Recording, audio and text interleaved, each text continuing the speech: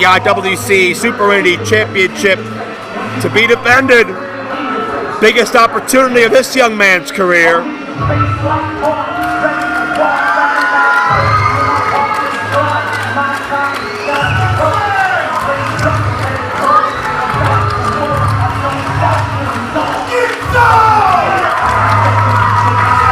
Shane InYaFace had an undefeated amateur mixed martial arts career, but the ever dangerous young athlete has migrated to professional wrestling with a whole new point to prove and new areas to conquer. It's been an arduous road for Shane InYaFace over the past year plus, but he has finally earned his way after winning the Proving Ground Battle Royal into a main event opportunity. But what a test he faces, a guy that's red hot right here in IWC for the past several months.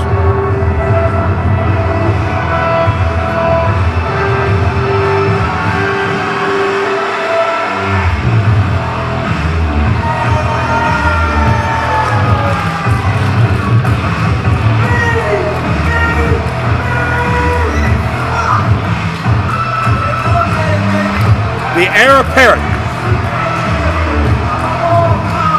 Chris LeRusso, fresh off the Ring of Honor Top Prospects Tournament 2017.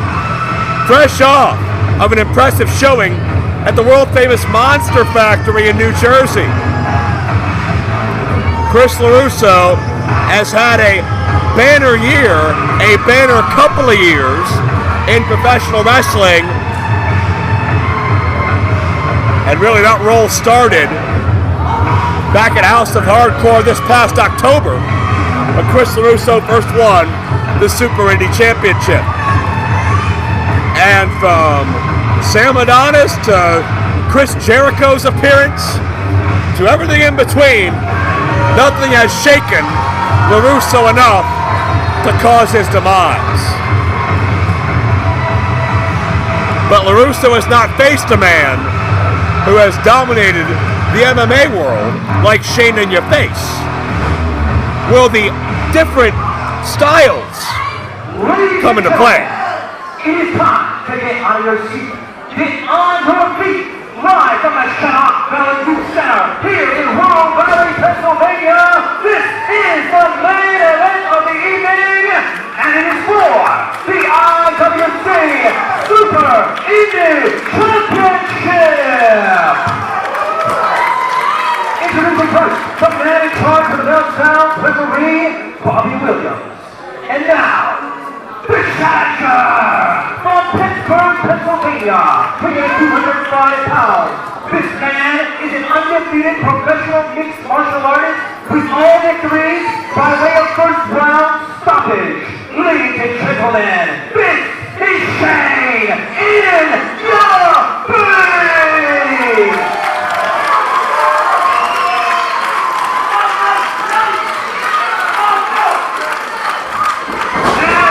All right, wait a minute. Defending champion Chris LeRusso not waiting for the introductions.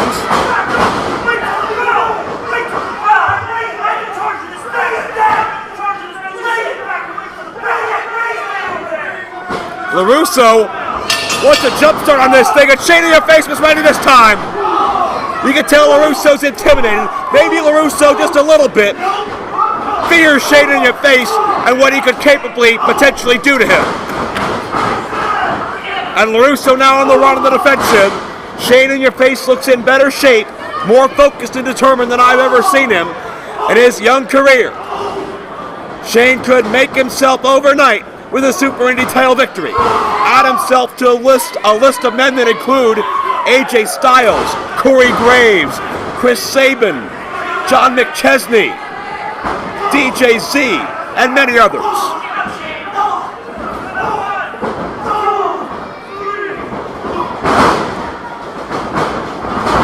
A championship that has helped make or solidify careers. Hook of the leg against Shane InYaFace, less than half a count away, as LeRusso is completely off his game in the early going. And Shane, take down to LeRusso, Again, a near fall situation. And straight into the adjustment as Shane now with a modified armbar. The cross arm breaker. You see the distance between LeRusso's body and his own arm and shoulder. LeRusso has to bridge the gap, but now bridge the gap, I should say, as Shane turns things into a triangle choke for 2. LeRusso back with a thrust kick. Fervent pacing from Shane in your face as he has an answer to LeRusso's counters. LeRusso easily has the experience advantage, but if this matchup is a grappling contest, if LeRusso stays in Shane's grasp, it may be advantage the youngster. And InYaFace lives up to his name with that uppercut. LeRusso wants nothing to do with Shane anymore. And notice, based on what BC Steele told us, as Shane taken to the outside via the trunks, BC Steele's been banned from ringside, and I love it. LeRusso tripped up. LeRusso scratching, clawing, crawling away, but nothing doing. This is all Shane in your face. Oh no! Oh, Shane got a head of steam. Mid-air, huge wind-up, and InYaFace ended up punching, oh no! Punching that ring post with all of his might, and now LeRusso sends Shane into the adjacent ring post. And oh, LeRusso, I think just kicked the ring steps into Shane's hand that was wedged between the steps and the ring.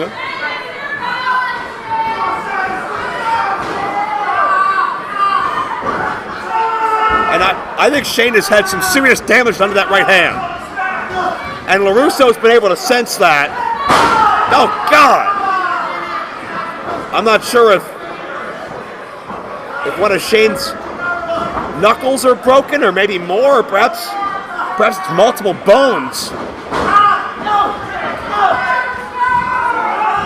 As Shane is trying to take away the vertical base of LeRusso, as LeRusso's just trying to bend and stretch and twist at the hand and fingers of Shane in your face, and every movement of that hand has got to send just shockwaves of pain throughout Shane's hand and arm, and LeRusso is now relentless. And this is why LeRusso is very cerebral and dangerous. This is why he's the heir apparent. He can pick you completely apart if he finds one little opening. And it was Shane's gusto. Went inside cradle by Shane. It was Shane's gusto that may have led to his downfall. LeRusso created an opening and is now capitalized perfectly.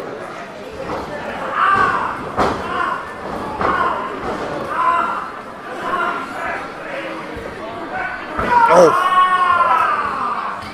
And this has neutralized, this has taken away the most devastating part of Shane's arsenal. Not only the strikes that Shane possesses, but his ability to grip and bend at the anatomy of LeRusso.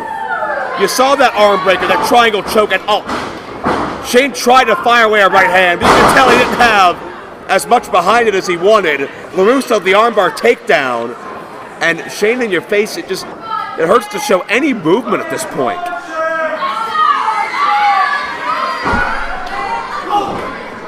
LeRusso has Shane right where he wants him.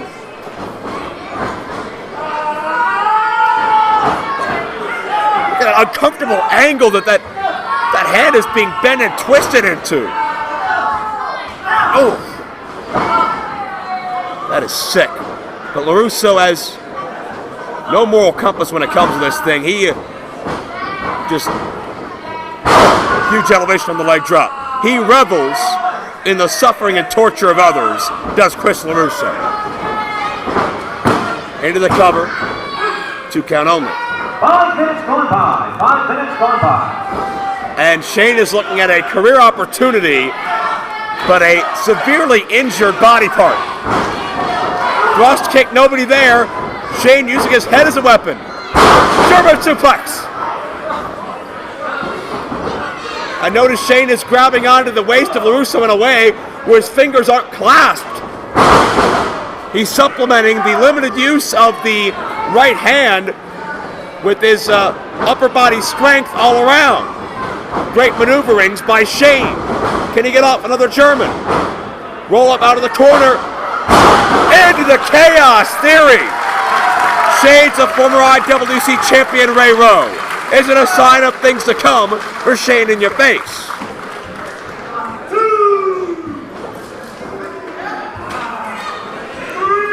Well, what must be going through Shane's mind? How must the damage done to the hand be renting space in the head of Shane?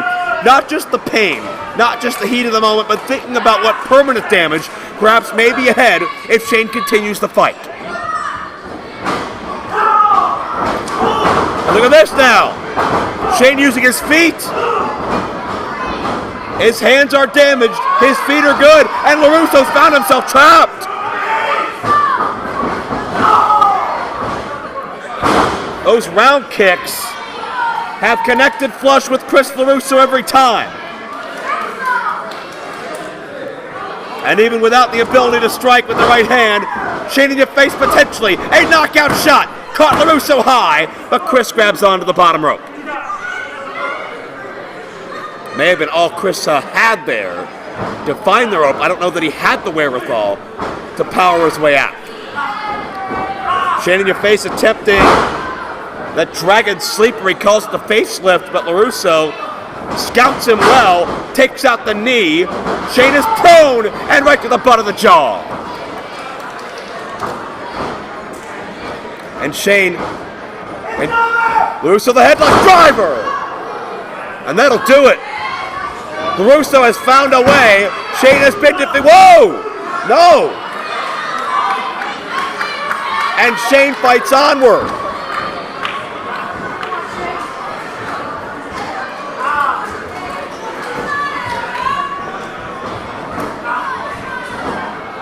And LeRusso, headlock driver again? No. Counter!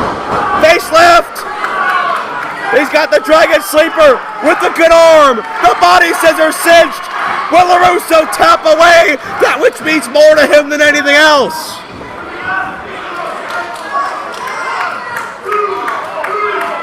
Oh, LeRusso barely to the ropes.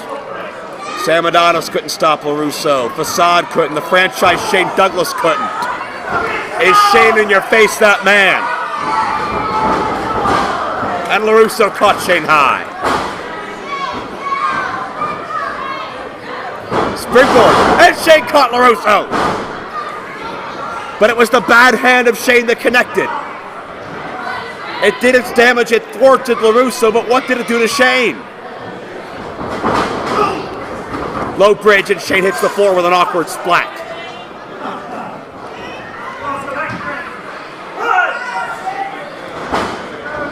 And LeRusso senses the surroundings and immediately goes down to favor his knee. Some of those psychological tactics, Shane thinks that LeRusso has wrenched that knee, so now he doesn't realize that LeRusso was baiting him in. Club handle driver. LeRusso hooks a leg. LeRusso retains the championship.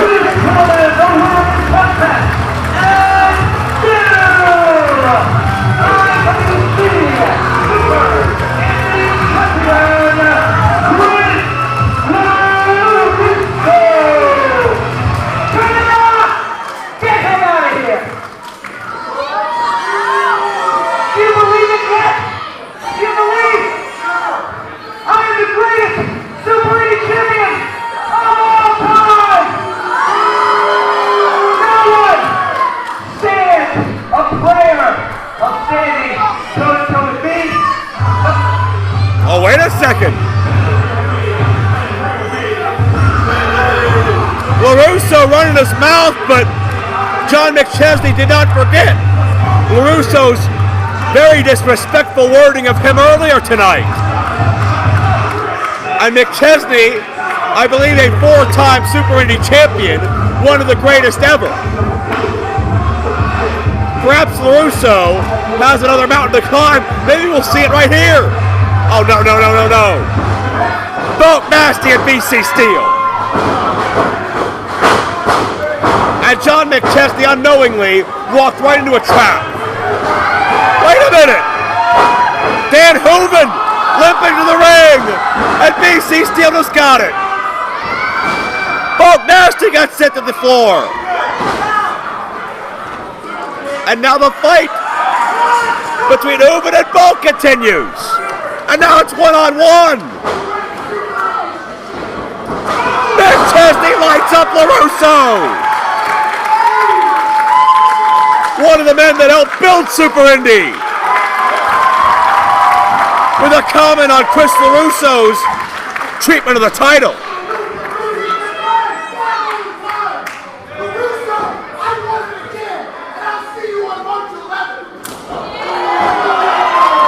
John McChesney making his intentions known. Arguably the greatest Super Indy champion of all time. That's right, you are going to be screaming on these speakers when Big League's the Super Indy champ again. March 11th, Plumber, make it happen right now.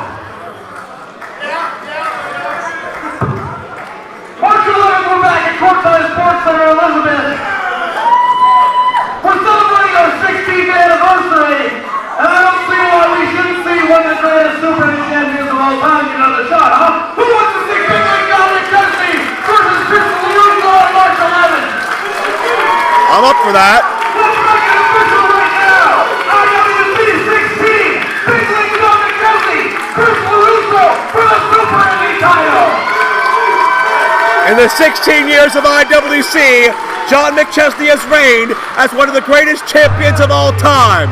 Could he have one more run with a title that made Big League famous at IWC 16?